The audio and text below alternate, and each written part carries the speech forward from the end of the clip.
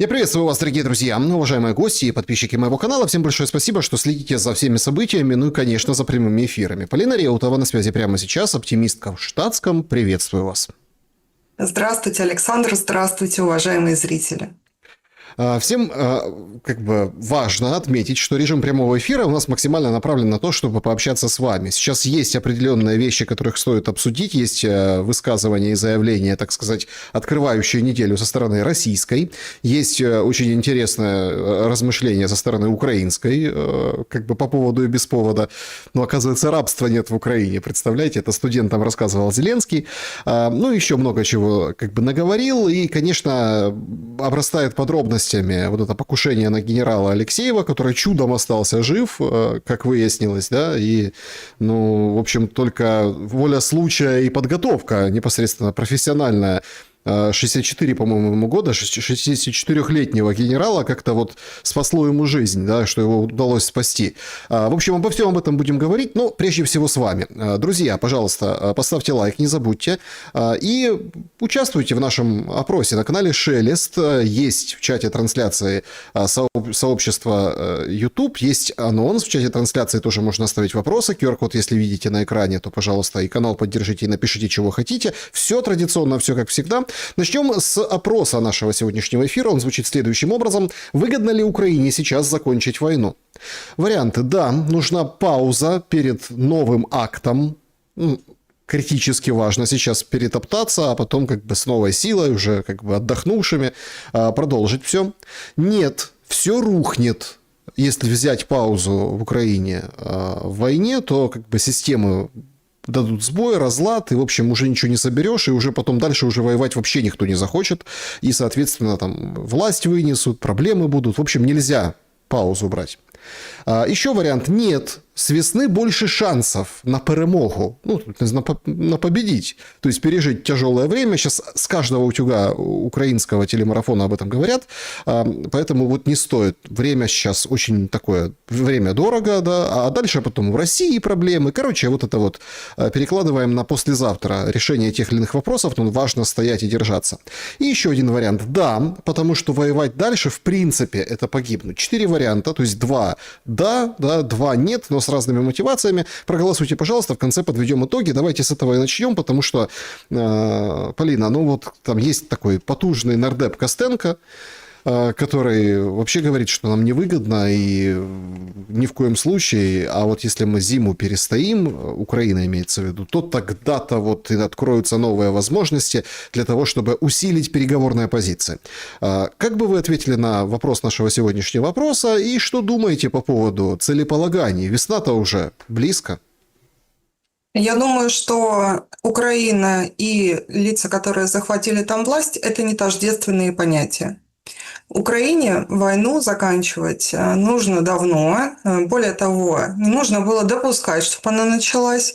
Раз уж она началась, была масса возможностей ранее, чтобы ее прекратить на более выгодных для себя условиях.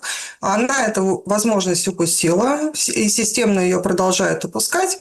Если говорить о лицах, которые захватили власть, им, конечно, невыгодно, потому что это, во-первых, прекращает вот эти гигантские транши и возможности делать разного рода схематозы на этой истории. Во-вторых, это ставит под серьезную угрозу их личную свободу и личную безопасность, потому что когда они не будут руководить этим процессом, истощающим Россию, как считает Запад, до известной степени так оно и есть, эти кадры утратят интерес для своих западных хозяев, и не будет резона дальше все это кубло охранять и обеспечивать его сохранность. Поэтому, если говорить об Украине как об отдельной структуре некоторой, уже теперь квазитерриториальной, то, конечно, надо заканчивать войну.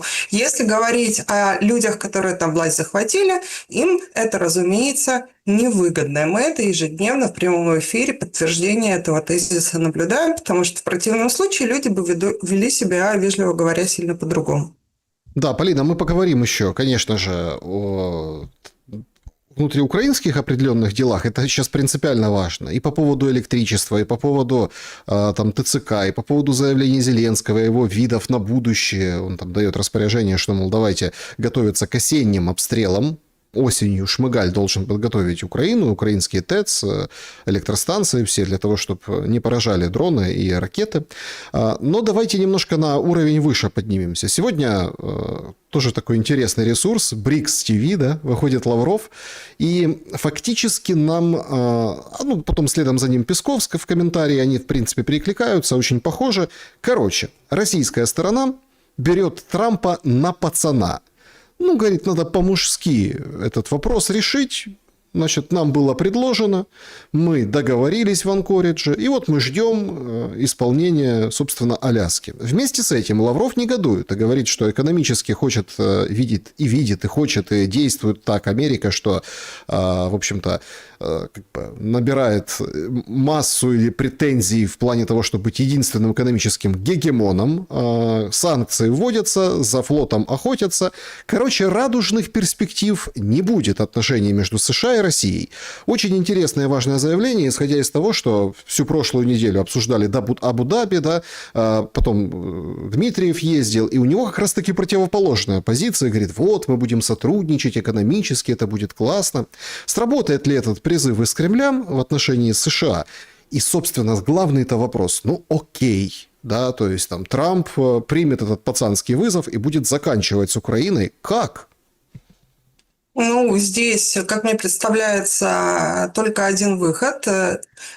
Как мне представляется, опять-таки, поскольку я свидетелем данного процесса и данной встречи не была, было говорено примерно следующее. Если вы, дорогие американцы, я про Анкоридж, его так называемый дух, очень сильно хотите завершить эти боевые действия и как-то сгладить ситуацию, но поскольку вы себя позиционируете изначально, и так длительное время им было, что украинская верхушка – это ваши клиенты, то с ними и разбирайтесь. А происходит ситуация, которую Павел Щелин очень метко называет отрицательной субъектностью, когда абсолютно любой процесс, вот эти действующие фигуранты способны срывать, несмотря на возможные чаяния, чтобы по-другому эта вся ситуация выглядела со стороны американских, у нас опять говорят, партнеров. Я думаю, что дело в этом. И то, что этот процесс как-то буксует, вероятно, на это и делаются намеки. При всем при этом я совершенно убеждена в том, что договариваясь о чем-либо с действующей американской администрацией, Россия держала в голове вариант, при котором обещанное американцами имплементировано не будет. Даже не потому, что они не хотят, а потому, что у них уже нет таких возможностей, а у Зеленского целый Еврорейх плюс недавно отколовшийся от этого маргинального образования Великобритания имеется в наличии. Это тоже довольно серьезный ресурс, на который он опирается. То есть вся антитрамповская коалиция, она действует, конечно, супротив тому, чего хочет американская администрация. Это публичный сигнал. С этим я согласна, но еще стоит такую вещь отметить. Многие это отмечают, кстати, что риторика нашего внешнеполитического ведомства, она серьезно отличается от риторики господина Дмитриева, который во многом функции внешнеполитического ведомства на себя взял в последнее время. Это и модно в последнее время, вы заметили? Да, заметила. Институт переговорщиков. Да, не Госдеп, а Кушнер с Виткофом. Ну, вот как-то так. Ну вот это, да, такая тенденция любопытная, хотя были уже такие случаи, когда американцы решали вопросы кулуарным образом, это было уже в середине 20 века, были уже такие случаи, когда люди без определенных институциональных полномочий там, на уровне внешнеполитических ведомств вели переговоры и делали вещи, как говорится. Сейчас эта история тоже возвращается до известной степени. Плюс есть тоже такое мнение, но я с ним не согласна, но его тем не менее выражают, что некоторые противоречия имеются вот, уже внутри российского так называемого, так сказать, политикума, между тем, что официально у нас происходит на уровне института, там, как Министерство иностранных дел, и вот этим институтом тоже государственным, но несколько иной ориентации, политико-экономическим, там вот этот фонд непрямых инвестиций.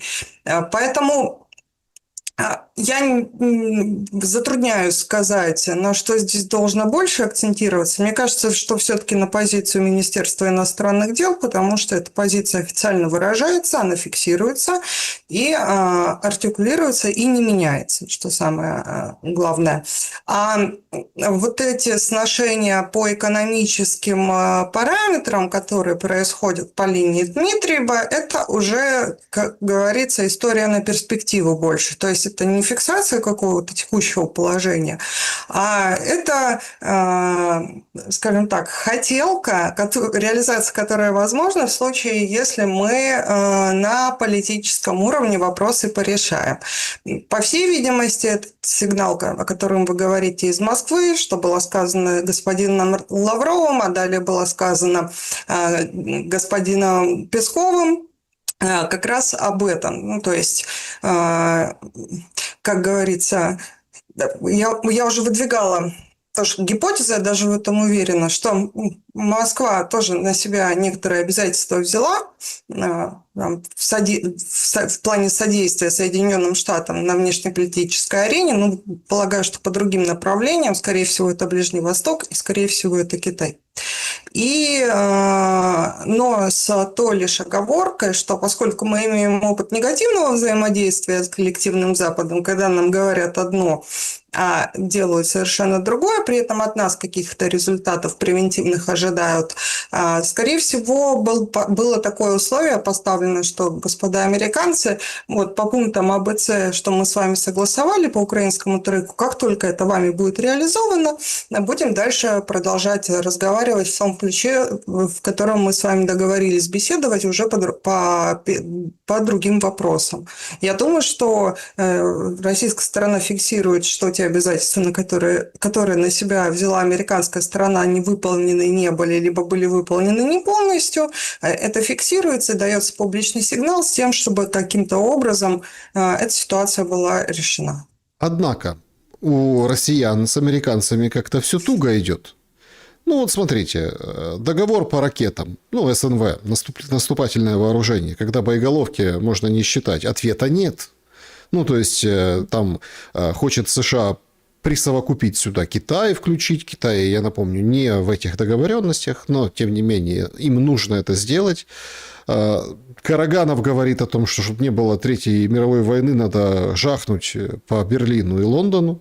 То есть абсолютно нет, вроде как есть какая-то коммуникация, даже в Абу-Даби по этому поводу говорили, но от Америки нет ничего. Сегодня даже Песков выходит и говорит: слушайте, а мы что предложили, помните, там недельку назад или там 2 недельки назад, миллиард в Совет мира.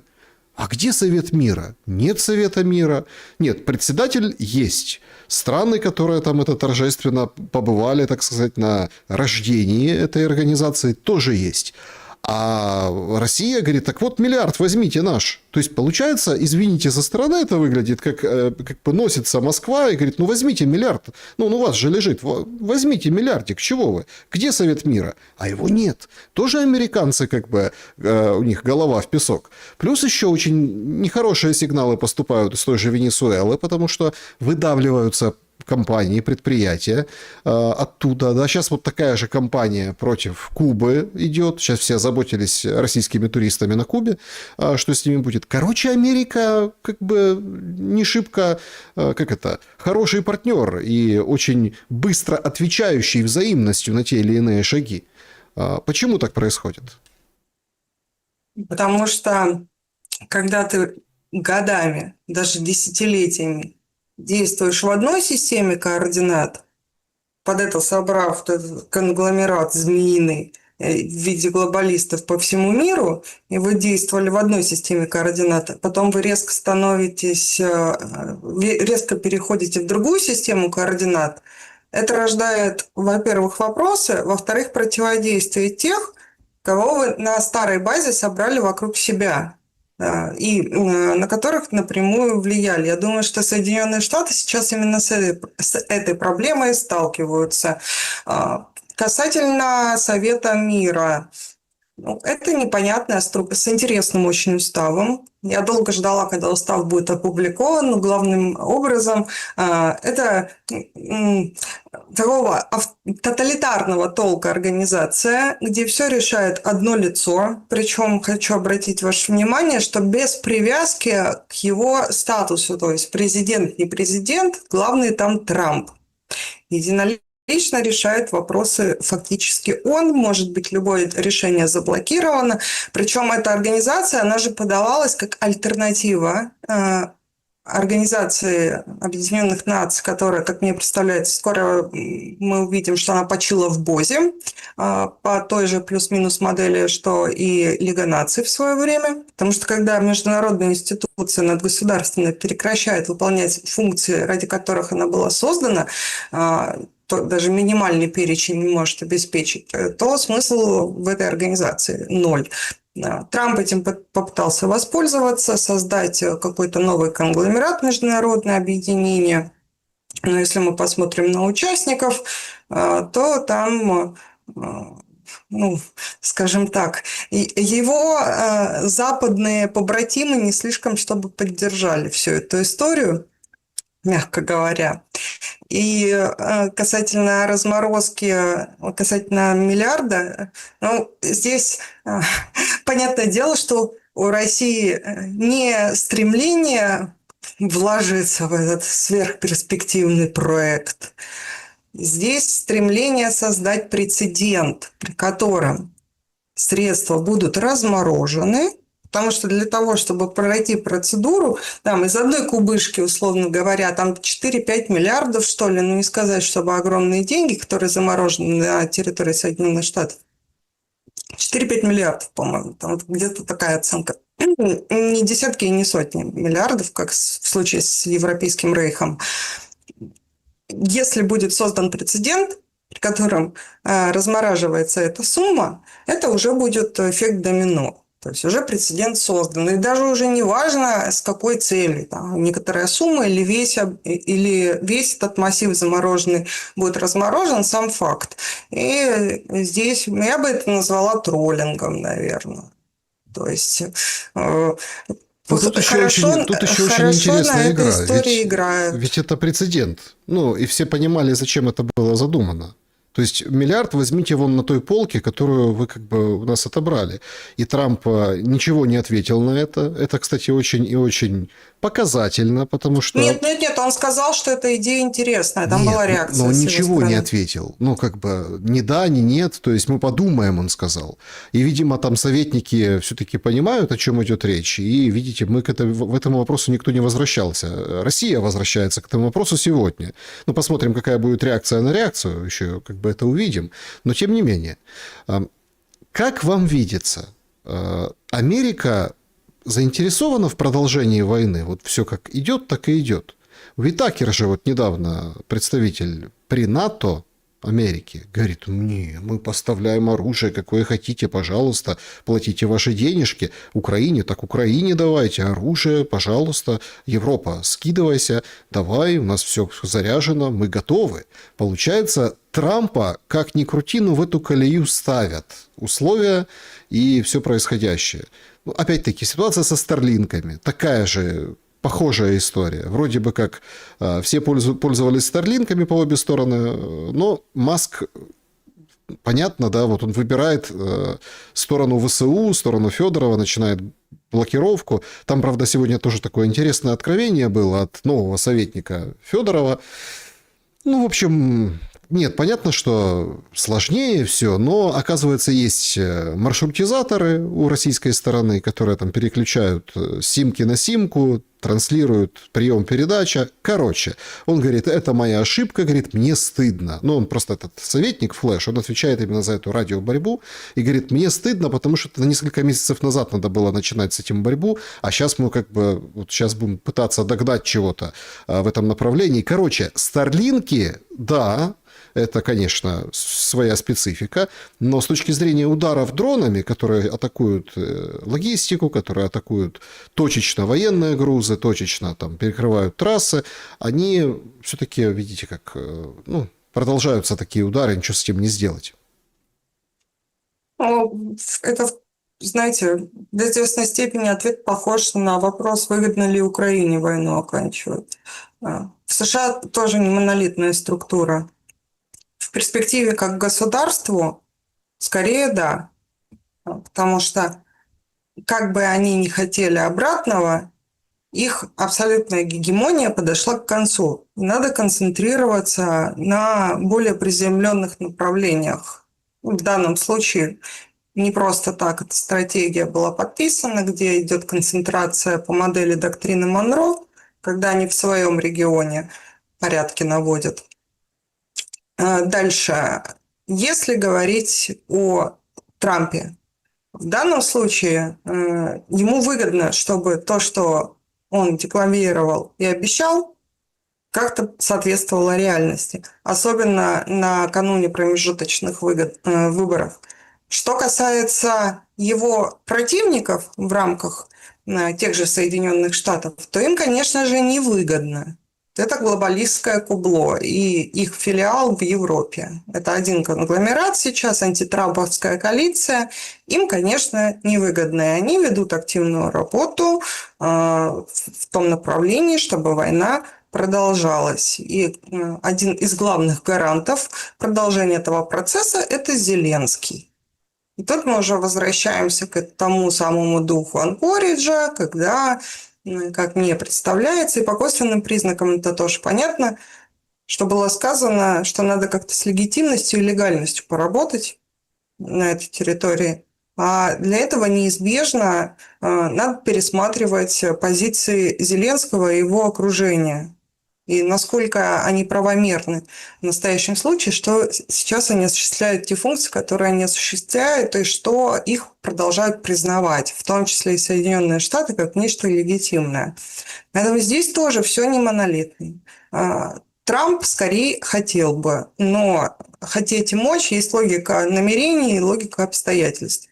В настоящем случае обстоятельства сильнее, чем их хотелки. Одновременно с тем, если бы у Европы был ресурс финансовый для того, чтобы все это оплачивать, я думаю, что даже у американской стороны, у нынешней администрации, не менее воинственная риторика бы была, нежели то, что мы слышали в исполнении маразматика Байдена и его подельников. То есть вы думаете, у Европы нет денег?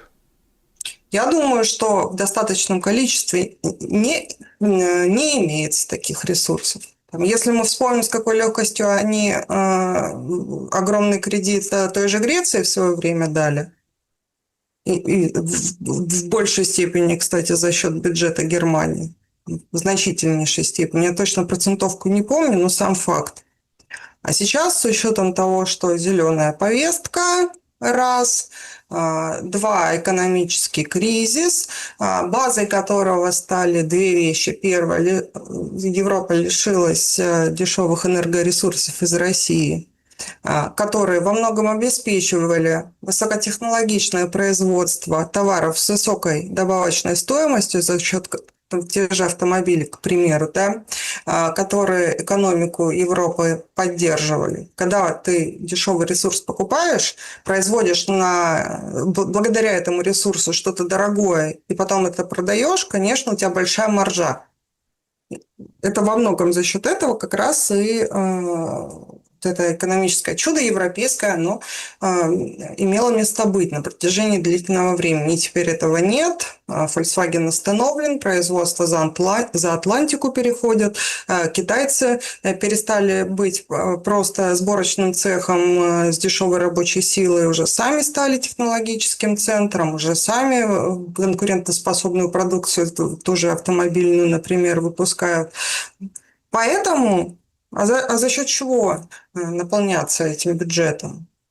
Совсем другая сейчас ситуация в Европе. Плюс они на полном серьезе готовятся к вооруженному противостоянию с Россией, к более широкому континентальному конфликту. Они понимают, что паритета сейчас с Российской Федерацией нет, хотя бы потому, что у Российской Федерации за 4 года был приобретен колоссальный боевой опыт.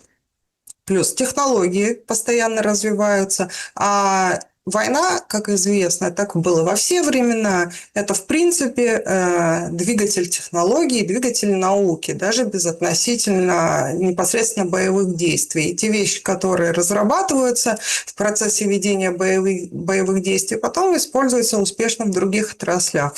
То же самое автомобилестроение, как было, то же самое авиастроение, как было, плюс фармацевтика тоже развивалась. Ну, даже если мы возьмем опыт Великой Отечественной и Второй мировой, война – это двигатель прогресса. Всегда так было.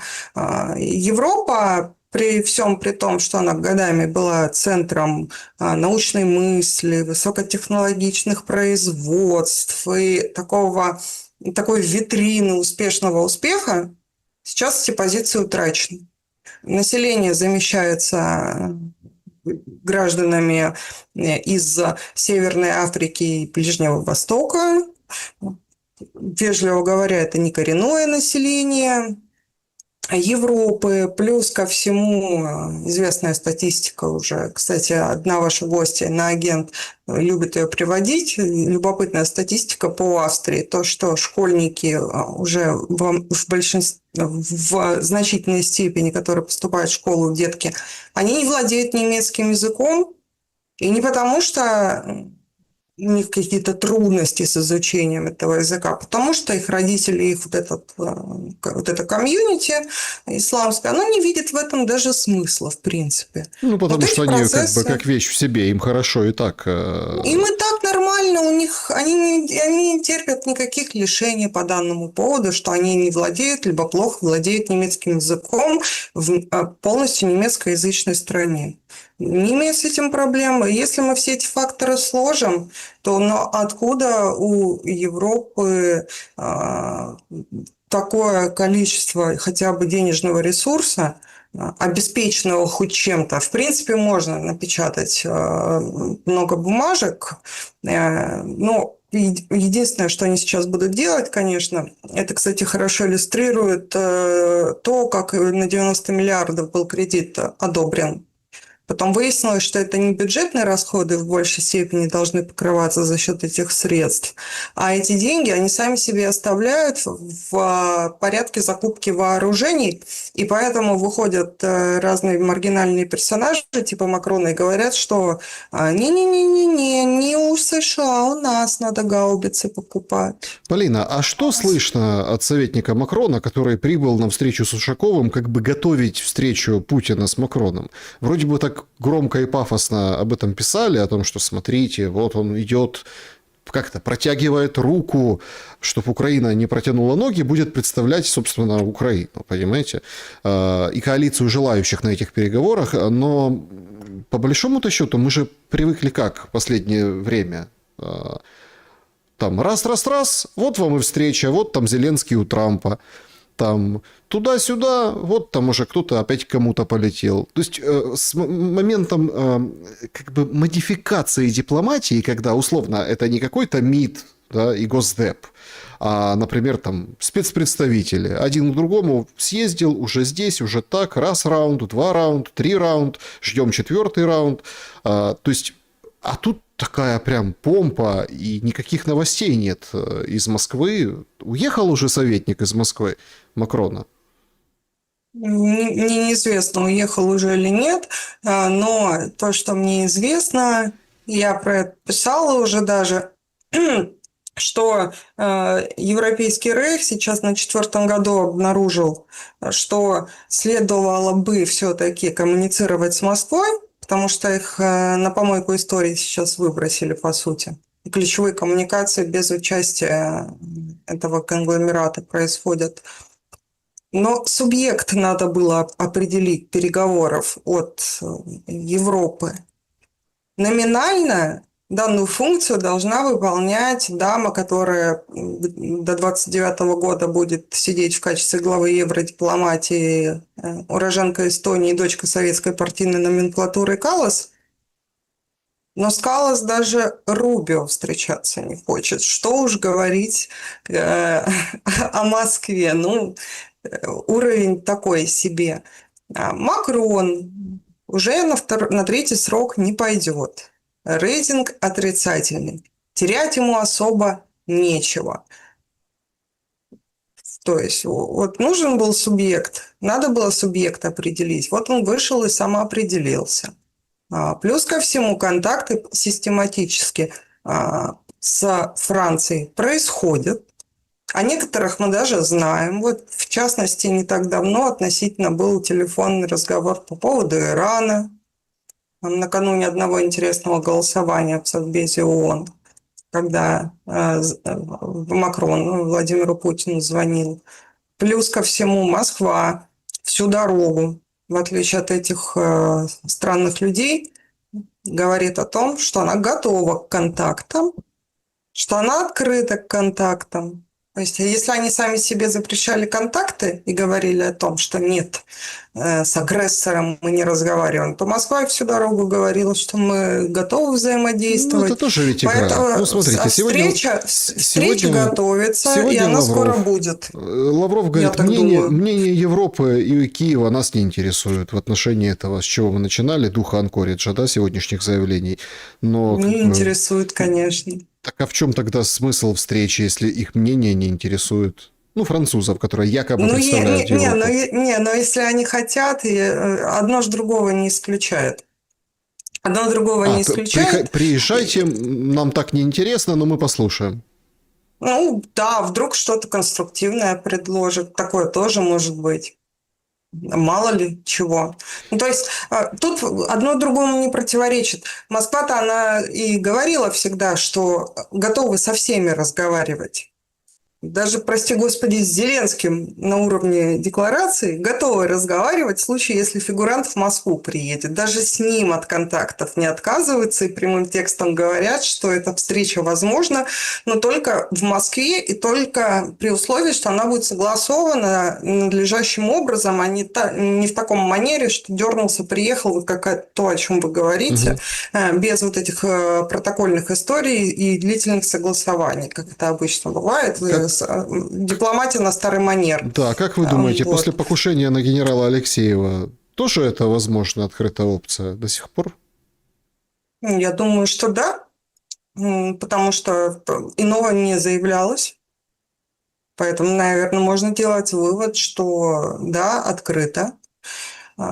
Здесь не знаю все-таки, как ситуация обстояла. Но в любом случае к Зеленскому это очень плотно прилипло, и это не на пользу украинской было делегации такое действие. И просто Бог отвел, и, слава богу, у Алексеева соответствующие навыки оперативные сохранились, которые позволили ему выжить физически. Поэтому здесь, вежливо говоря, позитивно на переговорный процесс это точно не влияет.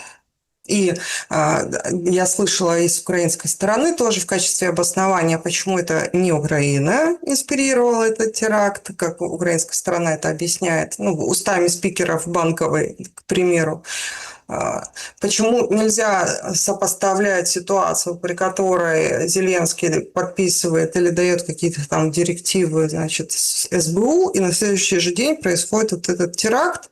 Дескать, теракт давно готовился, а за сутки его подготовить не могли, и approve, то есть, как сказать, подтверждение действия, это вот точно не публично происходит и так далее. Так, тоже не понимаю, одно другого совершенно не исключает. Напротив, я даже допускаю такую мысль, что это было сделано умышленно и специально, вот так именно все подведено. Сначала идет заявление, а потом демонстрация намерения, как и уже реализованного факта. Ну, там надо привязывать к Абу-Даби, потому что это на следующий день после На следующий же день, да, зама Костюкова прямого покушаются, да. И плюс там человек, вежливо говоря, непростой. Во многих важных процессах задействованный. А какие последствия будут иметь вот эти действия? Сегодня показали нам стрелявшего, помогавшего, там еще одна женщина уехала, ну, там троих демонстрируют ФСБ российская, Следственный комитет. И уже первые допросы, где четко было сказано, что заброшен на территорию России, Тернопольская область, паспорта, получение гражданства. Что это будет означать и к каким приведет, ну, я не знаю, орг-выводом? Я надеюсь, я могу выражать надежду в данном случае в плане орг-выводов, что лица э, подобного порядка и, в принципе, люди, которым угрожает в силу их деятельности, в том числе высокопоставленные военные, которым угрожает опасность, будут другие подходы к охране этих людей, чтобы такие события, в принципе, не были возможны. Потому что у нас получается такая ситуация, значительная часть генералитета у нас сидит в тюрьме, и другая значительная часть на другую значительную часть покушаются. Иногда, к сожалению, успешно. Значит, явно что-то не так в этой ситуации. Поэтому в плане орг-выводов я надеюсь, что будет обеспечена безопасность людям, которым эта опасность угрожает. Дальше. Я не разделяю мнение своих соотечественников, которое очень популярно. Я об этом писала уже подробно, почему. Что должно отвечать аналогичными действиями террористического характера в отношении функционеров украинских на территории Украины, потому что это будет легализация террористического метода, а мы принципиально иной подход демонстрируем, и о иных подходах говорим. То есть если мы заявляем, что организация заказного убийства является терактом, и это по своей сути преступление, но если бы мы в случае чего действовали бы аналогичным образом, то мы бы сам метод легализовали таким манером. Поэтому я не разделяю такого мнения, это опять в порядке вывода, что надо действовать аналогичными методами в отношении украинских функционеров, не потому что они какие-то там какой угодно может мусор находиться, и во многом это так и есть, и националистического, маргинального толка, откровенно преступного, террористического даже. Но если мы такой метод легализуем, то это становится нормой, а это не есть норма. Это вообще ненормально. Вот, это второй момент. И третий момент, как мне представляется, в плане организации там каких-то контактов, в любом случае, в значительной степени они зависят в случае с Украиной, потому что она все-таки вынуждена оглядываться и ориентироваться так или иначе на Соединенные Штаты, она не может полностью игнорировать Соединенные Штаты. При всем при том, что уже не является стопроцентно клиентом Соединенных Штатов. Во многом сам факт наличия таких контактов, прямых или квазипрямых с Россией, зависит от американской стороны. Поэтому конкретно данное покушение, если были какие-то уже договоренности ранее продолжать контакт там в тех или иных плоскостях, я не думаю, что это как-то существенно изменит именно эту ситуацию.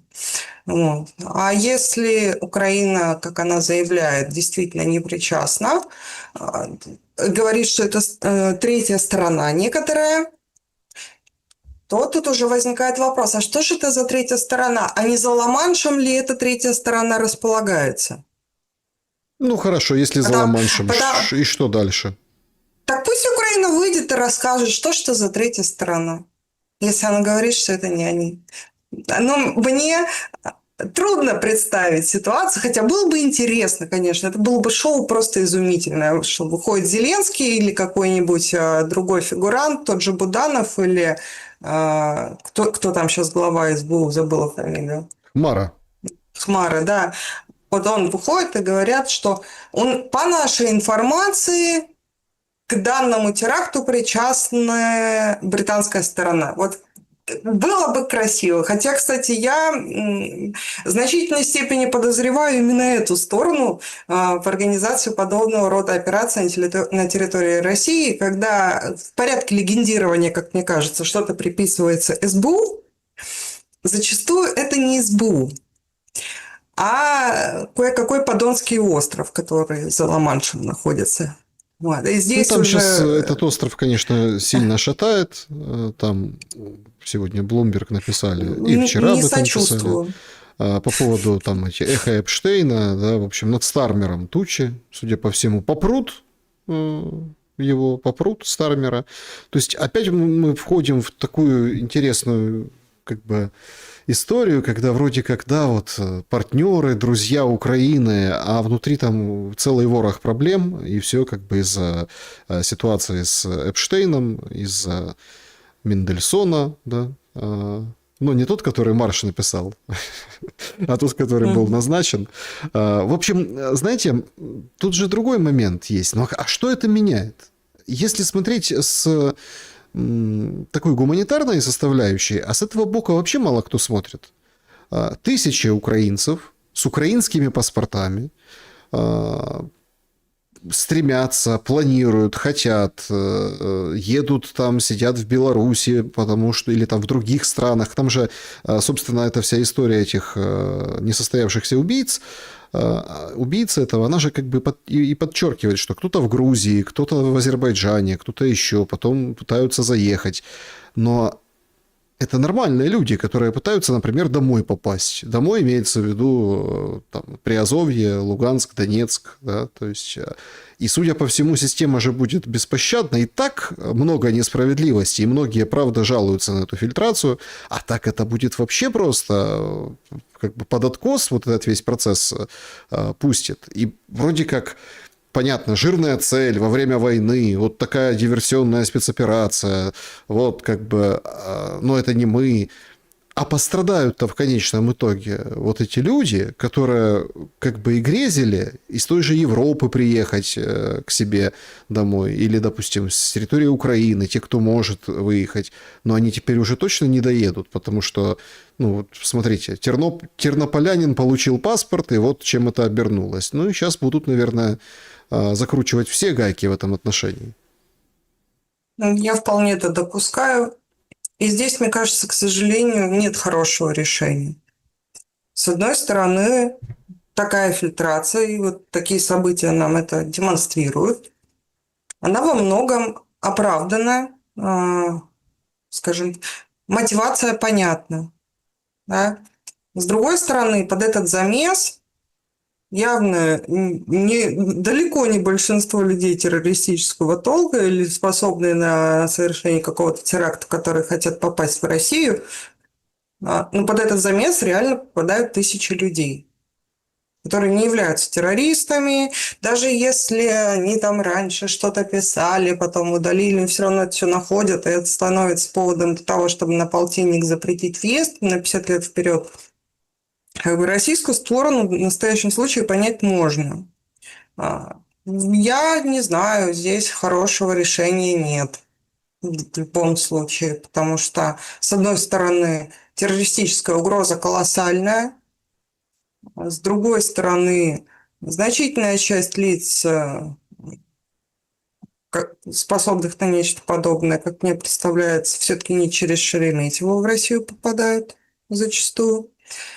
Это один из способов, один официальный. Но совершенно не обязательно, что люди именно через Шереметьево попадают в Россию, которые способны на совершение террористических актов или намереваются нечто подобное устраивать.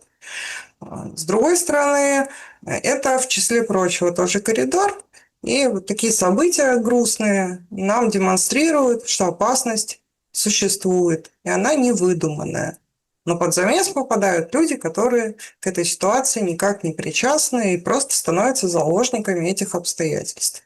Это очень грустно, и какое здесь решение искать, я не знаю. Но возвращаясь уже непосредственно к генералу Алексееву и на его примере, как бы то ни было, если подобных лиц будут охранять должным образом, то даже при намерении совершить преступление осуществить его будет сложнее физически, если будет охрана и соответствующие мероприятия проводиться.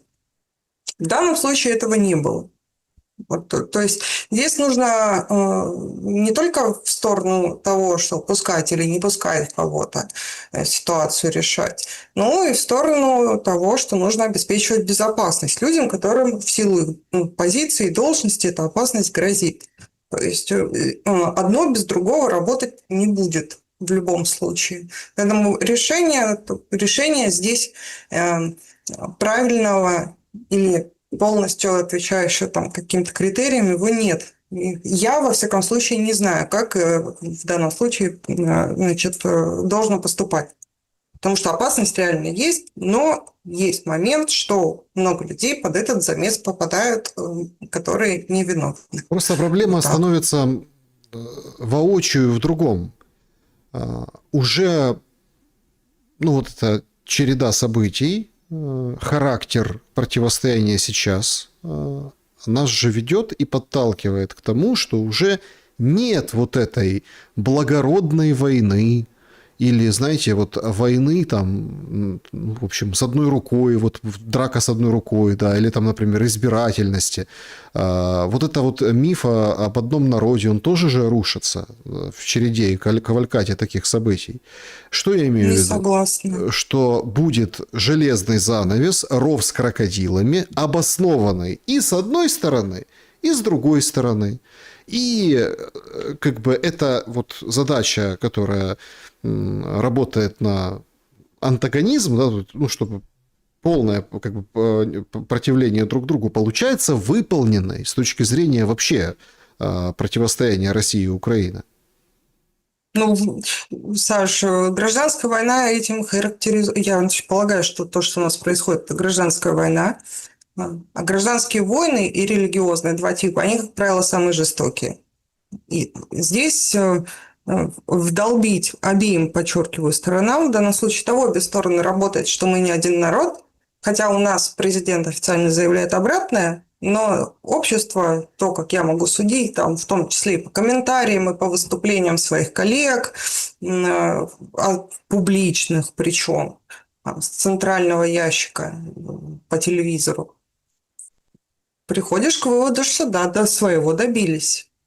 С обеих сторон многие так не считают, что мы являемся одним народом. Но это, как вы выразились, миф или что? Это ж не миф, это как бы так и есть.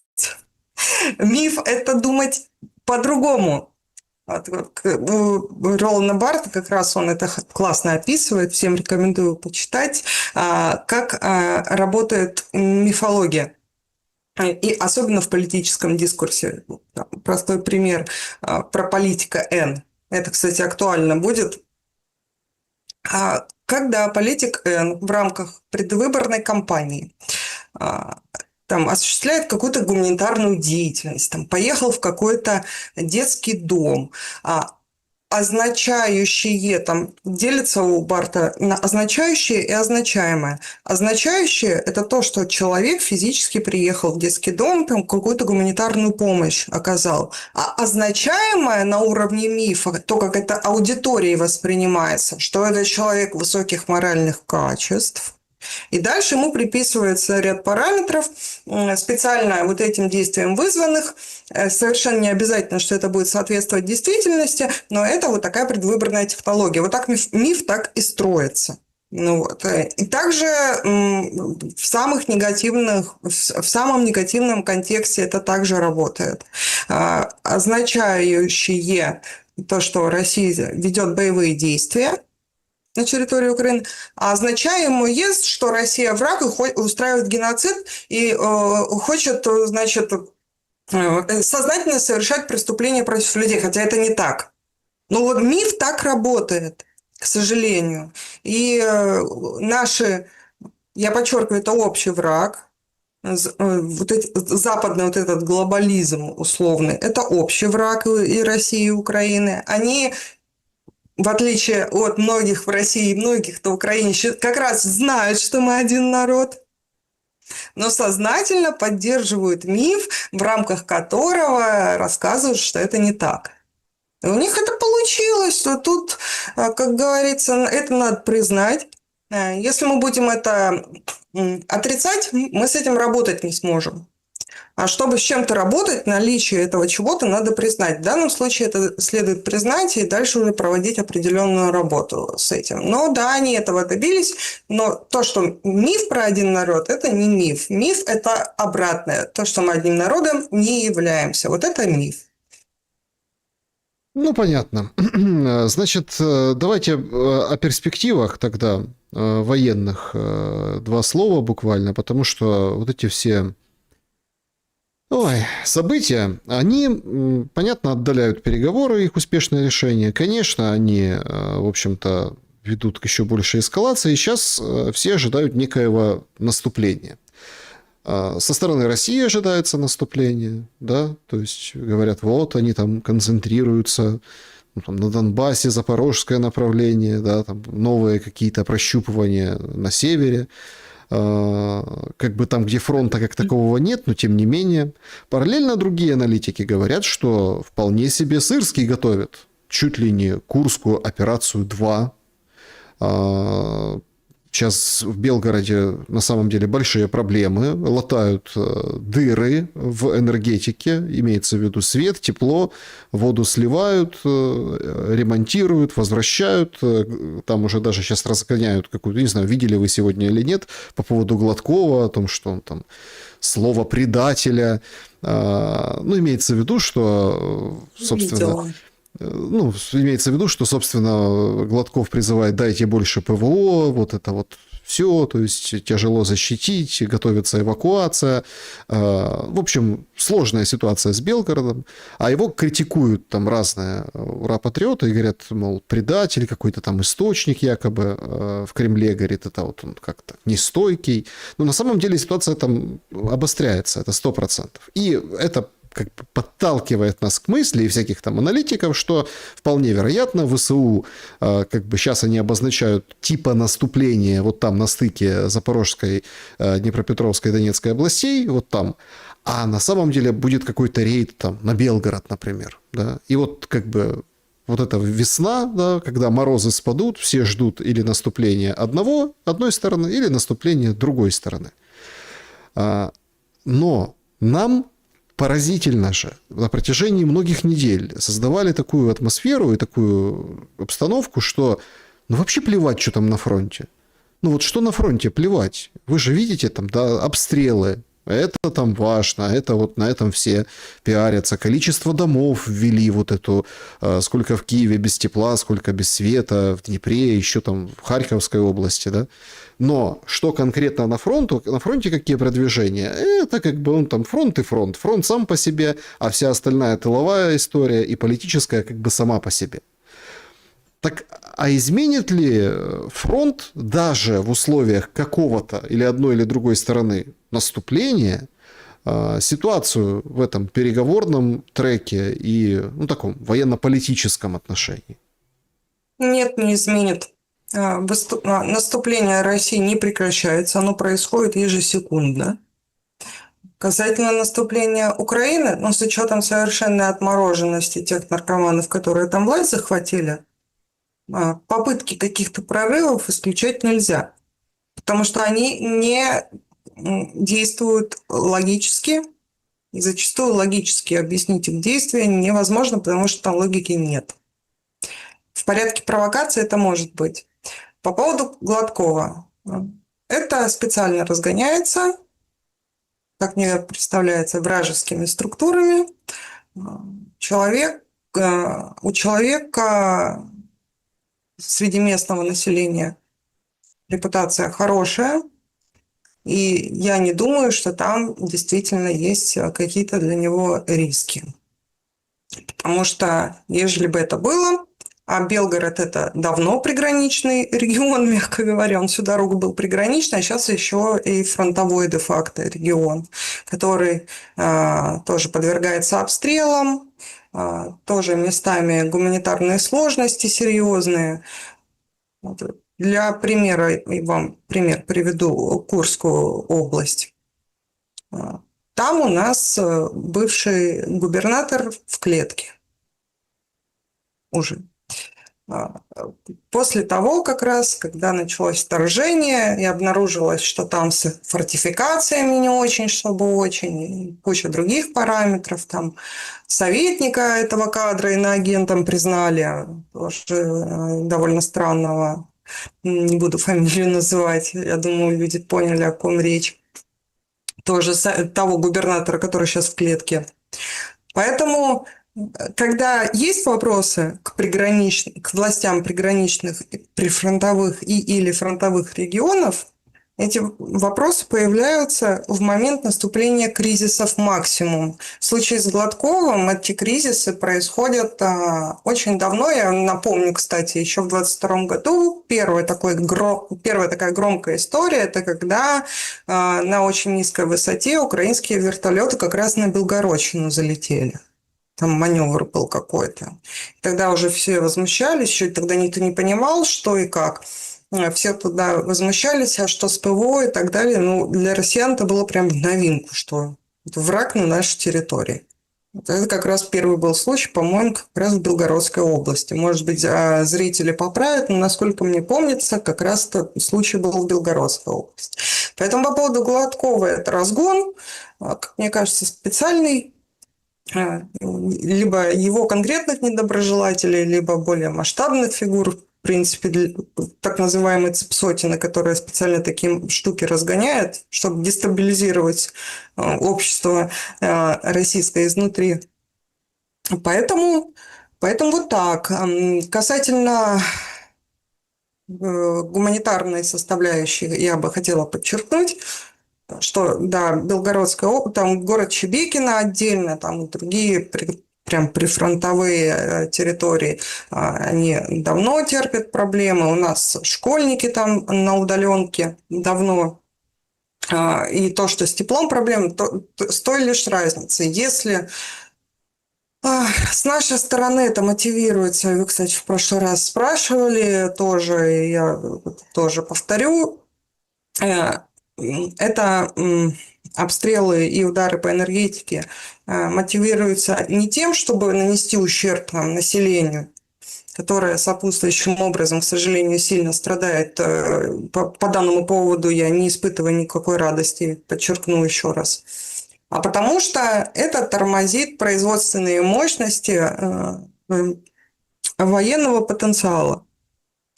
В случае с Белгородской областью это как бы алаверды именно для того, чтобы страдания и проблемы причинить. Это на оборонно-промышленный комплекс России не влияет.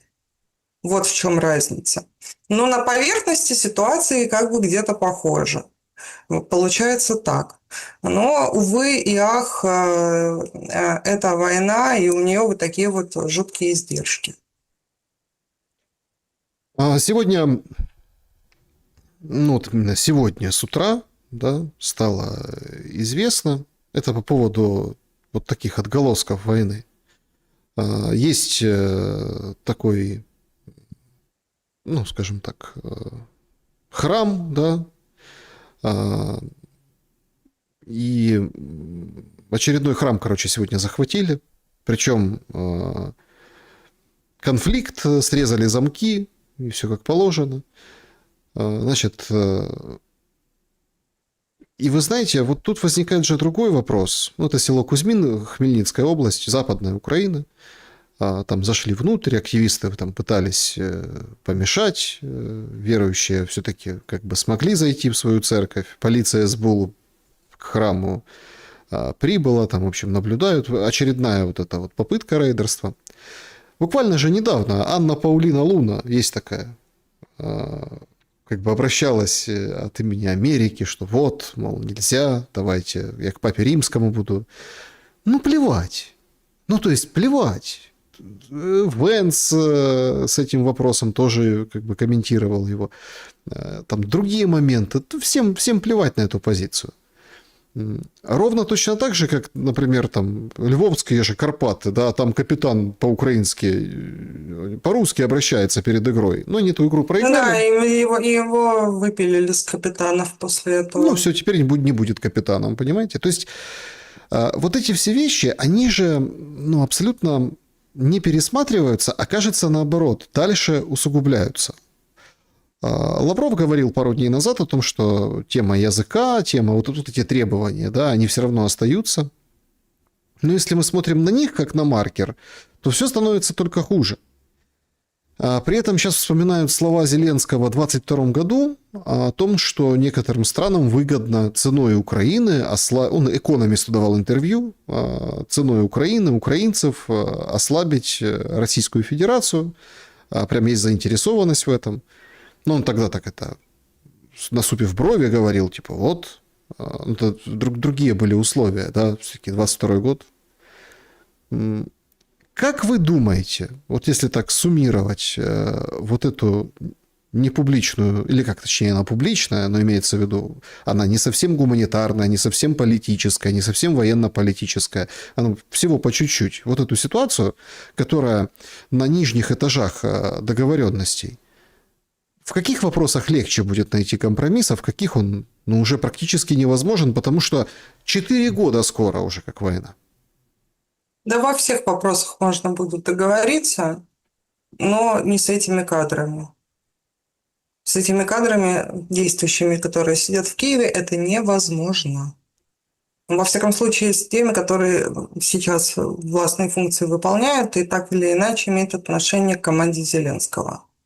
Будь то парламент, правительство или рабочие группы, которые непосредственно на переговоры ездят, там, которые из парламента состоят, из офиса состоят, из силового блока состоят. Вот эта вся конфигурация, с ней ни о чем уже нельзя договориться. И я обращаю ваше внимание, что на примере вот этих Карпат львовских, там не результат важен. Там важно, критерий результата у Бандеры, он один. Если отмена языка – это перемога, если снесены памятники – это перемога, если сжигаются книги – это перемога, и если орать перемогу – это перемога. Самой перемоги там, как правило, нет.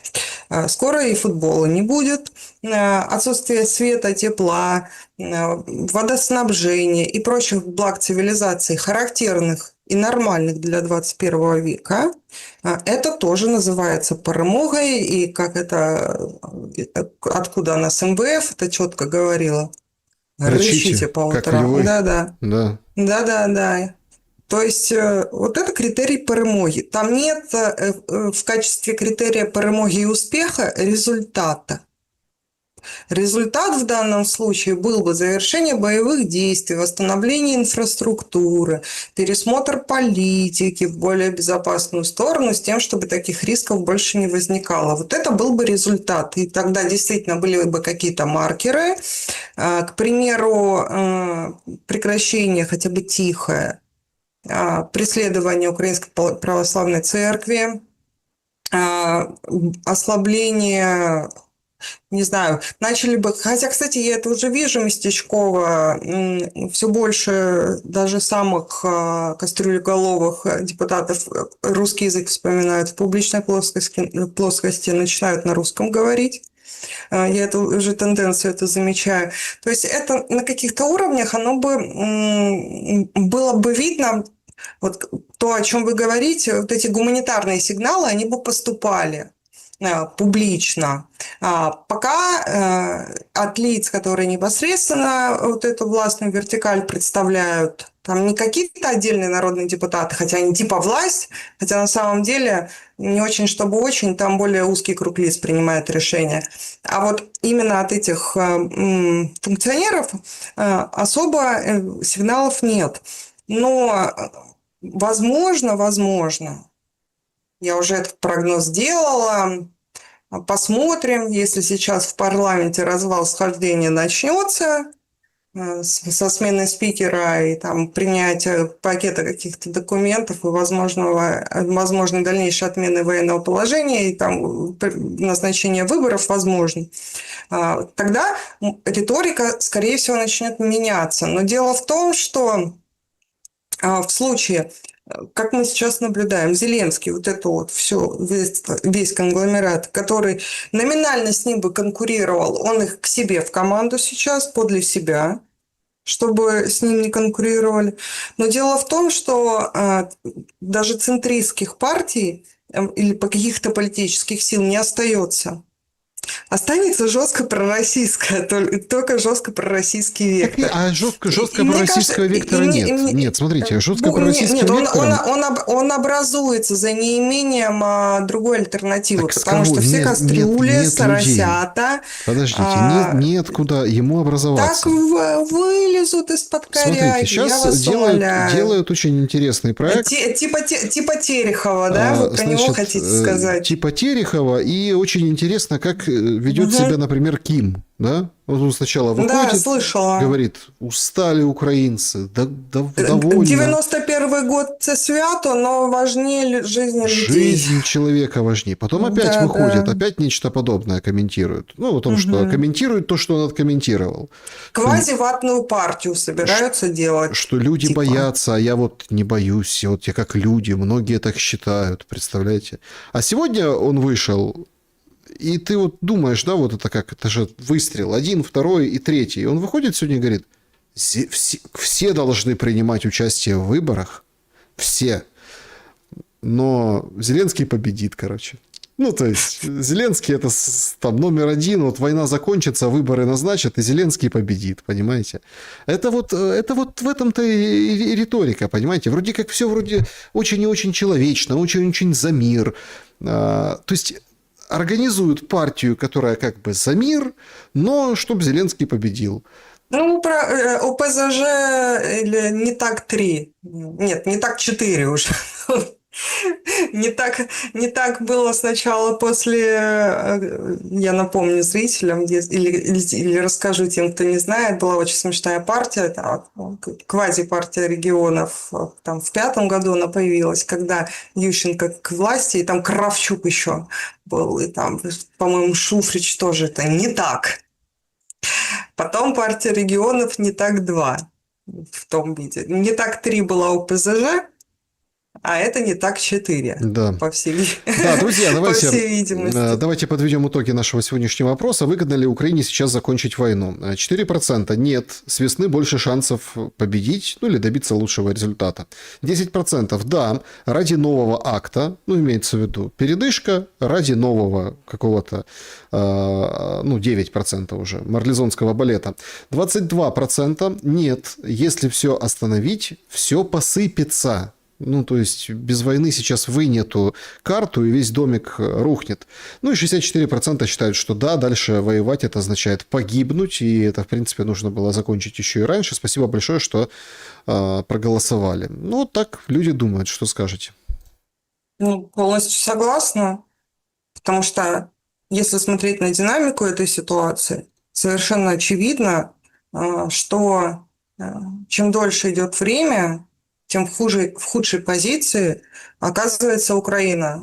Кстати, большой текст был на эту тему. «Трансформация перемоги» называется.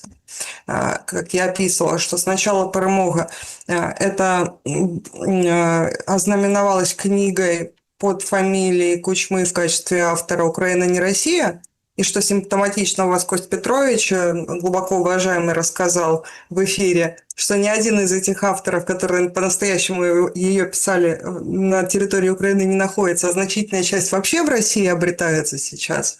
Это была первая перемога. Вторая перемога, более серьезная, «Украина не Россия», вылилась в первый Майдан 2004 года, третий тур, антиконституционный переворот, и уже Бандеру героем назначили тогда.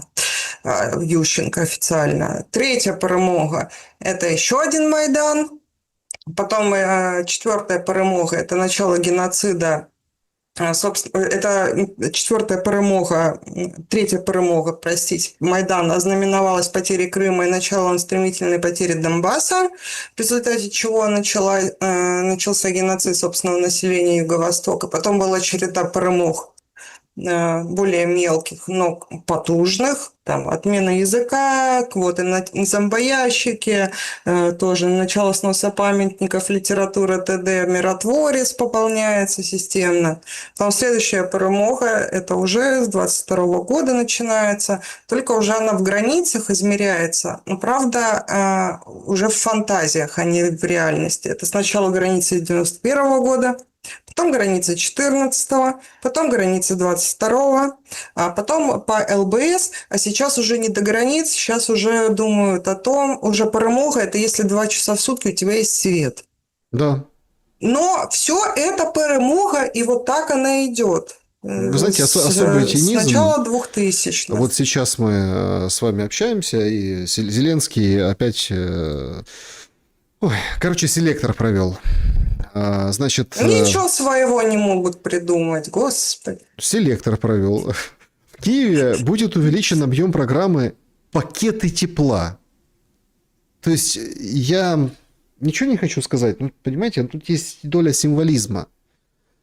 Помните, в начале войны, 22-го, имею в виду года, не 14-го, 22-го, все вот это бандера-смузи готовили, с заметками бегали за какими-то, там, привязывали мародеров к столбам. И тогда в этот момент лихой казацкой потужности вышла песня про Ваньку-встаньку и пакет.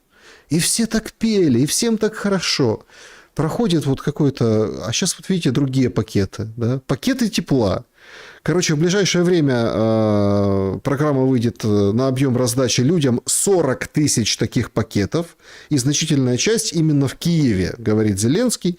И, по его словам, более 1400 многоэтажек без отопления.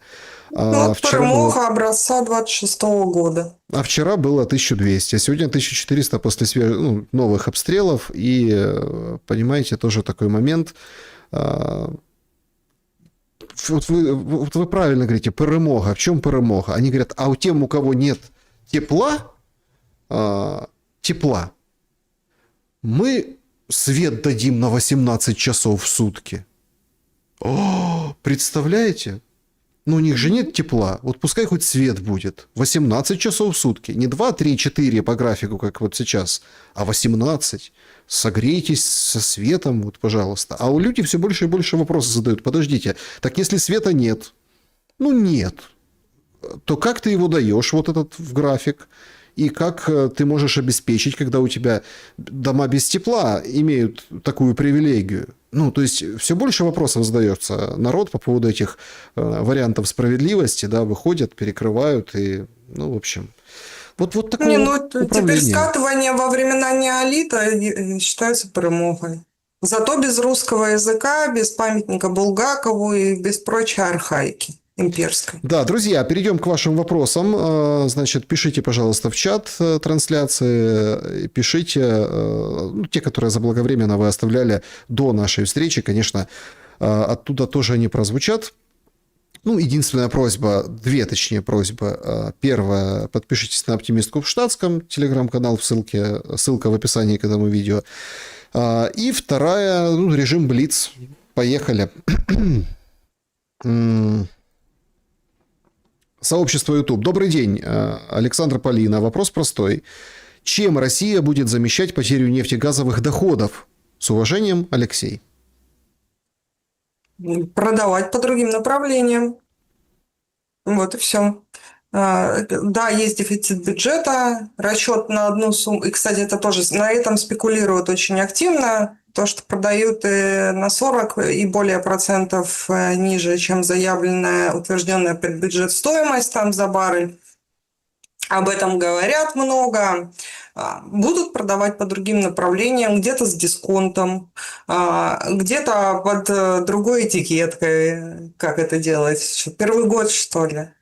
Конечно, странно думать, что такая ситуация не предполагалась. Естественно, она рассматривалась в качестве одной из возможных, и полагать, что единственная статья доходов в государственный бюджет, конечно, даже главная, это энергоресурсы, но она не единственная. Далеко не единственная. Так, дальше. Такой вопрос. Прикол от Алекса Шевченко. В 1812 году Кутузов отдал врагу Москву, но выиграл войну. Почему Александр I не отправил Кутузова послом в Лондон, а наоборот, дал ему звание генерал-фельдмаршала и наградил высшими госнаградами? У нас очень большая дискуссия в России касательно Кутузова, касательно Отечественной войны 1812 года.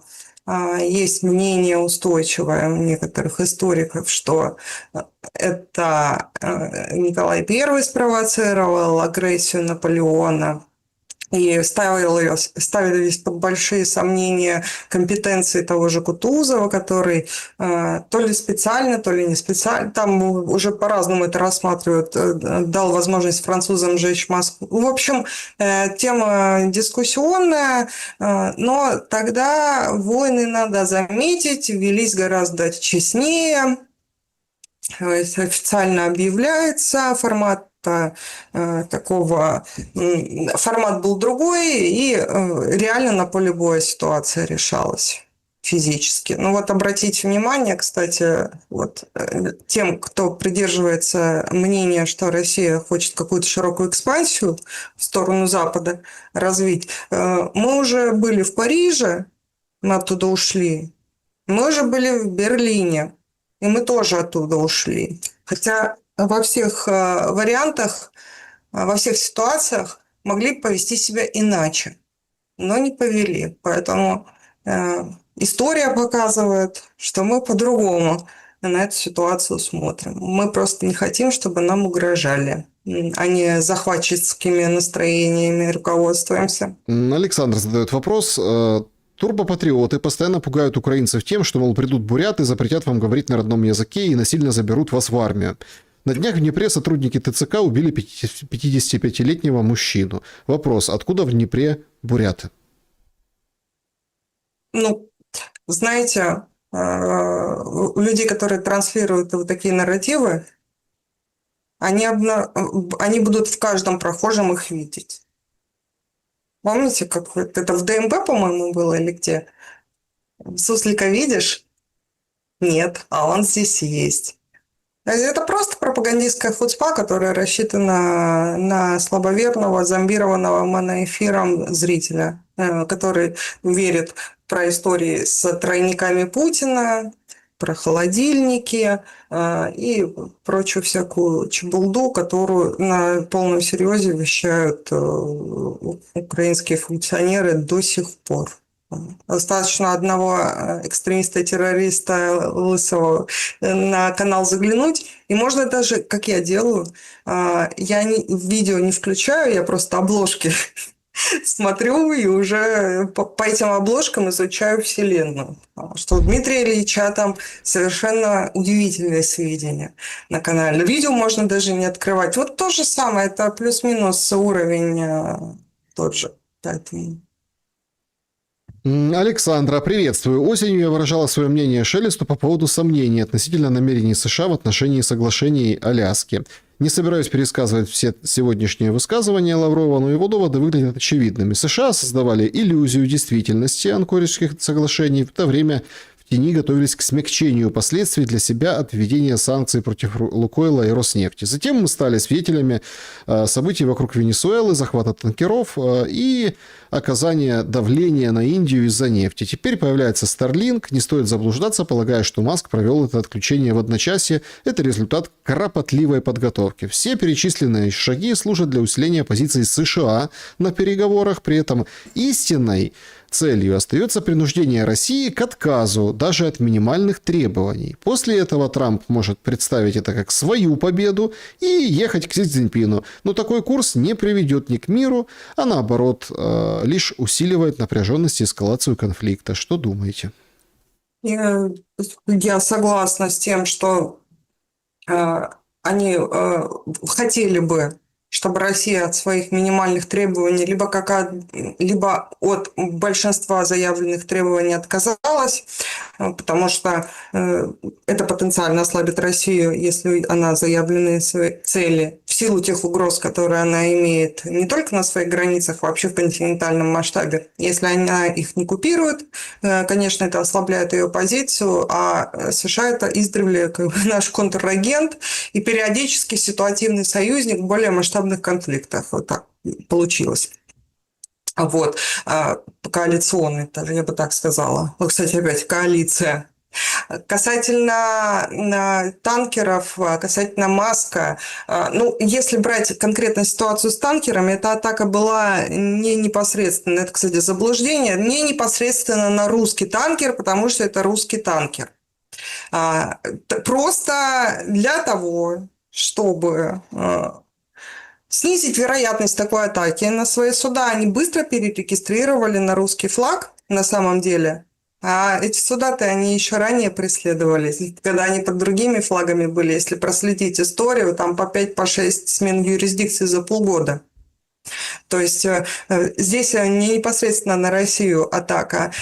Касательно именно Анкориджа, ну, это, собственно, то, о чем я и говорила, что американцы взяли на себя некоторый набор обязательств, а потом, когда они поняли, что эти обязательства они обеспечить не могут в полной мере или в значительной мере, была попытка, в том числе, как мне представляется, через введение санкций, которые были перечислены против российских нефтедобывающих компаний, изменить условия сделки, вот этот пиздил так называемый, о чем говорят, да, Россия на это не пошла, не купилась, и здесь, мне кажется, наоборот, в России позиция сильнее, потому что она выдерживает этот параметр договоренности. А это с американской стороны поступали попытки эти параметры поменять в одностороннем порядке в силу того, что то, о чем договорились, они не могут обеспечить. Как раз по причине довольно серьезного сопротивления антитрамповской коалиции, которая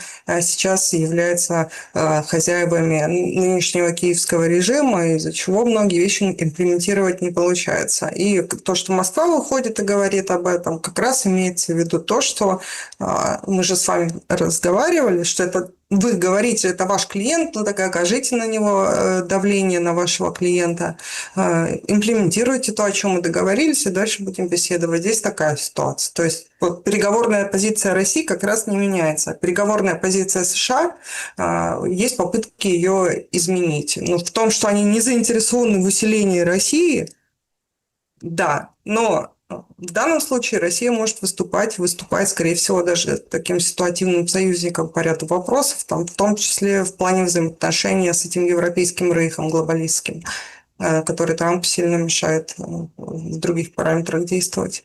Добрый день, спасибо за эфир, всегда приятно слушать и видеть Полину. Вопрос такой, каким вам видится статус русского языка, каким его видят РФ и каким он должен быть с вашей точки зрения? Спасибо, всегда мягкой посадки. Благодарю. Статус русского языка. Я считаю, что закон Колесниченко-Кивалова был хорошим, и он был позитивным в качестве переходного периода.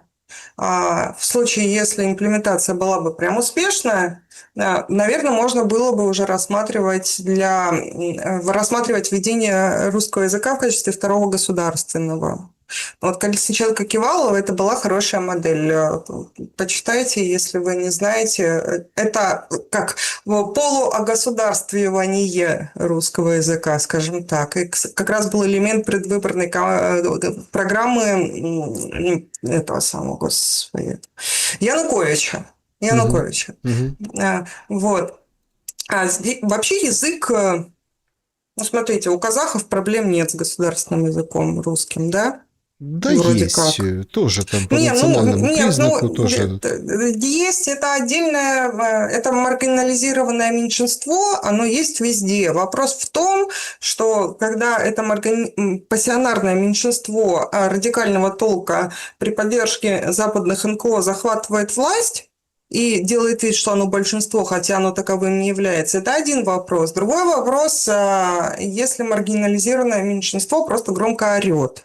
Это две большие разницы. Но это маргинализированное и меньшинство. А в принципе язык должен развиваться на конкурентной основе, не путем запрета. И самый позитивный, как мне, один из самых позитивных примеров именно в плане украинского языка как мне представляется, это когда какой-то культурный продукт на нем создается, который даже в России, допустим, в русскоязычной полностью среде обретает популярность. Вот та же группа «Океан Эльз», хоть, конечно, как бы не близки мне взгляды товарища Вакарчука, но он, безусловно, талантливый, и он еще не этим переделанным жутким новоязом песни сочинял. Ну, то есть, вот когда поддерживается таким манером язык, это хорошо. Но проблема-то в том, что тоже украинский язык сейчас в нормальном своем виде он остался только в России. В России его преподают на филологических факультетах. То, что сейчас происходит на Украине с украинским языком, это уже не украинский язык. И, кстати, гости Александры неоднократно это подчеркивали, которые владеют в совершенстве, это еще и на разных диалектах умеют говорить на украинском языке, они признают, что нынешняя ситуация, то, что там сейчас называется украинским языком не является. Банально меньшее количество носителей украинского языка сейчас становится. Поэтому, возвращаясь к ответу на вопрос, я считаю, что в качестве позитивной такой модели имплементация закона Колесниченко-Кивалова с дальнейшим масштабированием этого постепенно, потому что резко это плохо закончится, будет сопротивление, в том числе праворадикалов.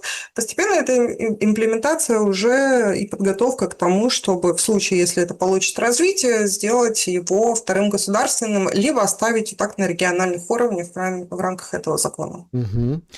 Вопрос от Петра. Вам не кажется, что уже скоро нарратив Кремля о том, что Россия воюет по капельке, потому что бережет своих солдат, перестанет катить? Ведь можно по капельке спустить и весь океан, когда разумнее было бы разом огородить течь дамбой. Еще раз, я вначале плохая связь была. Нарратив о том, что Россия воюет по капельке, уже не прокатывает. Я поняла. То есть, нет, в данном случае это не будет так работать, потому что это иная стратегема. Ошибочно в наше быстрое время складывалось впечатление, что критерием успеха является быстрота достижения результата. Но в данном случае это не так.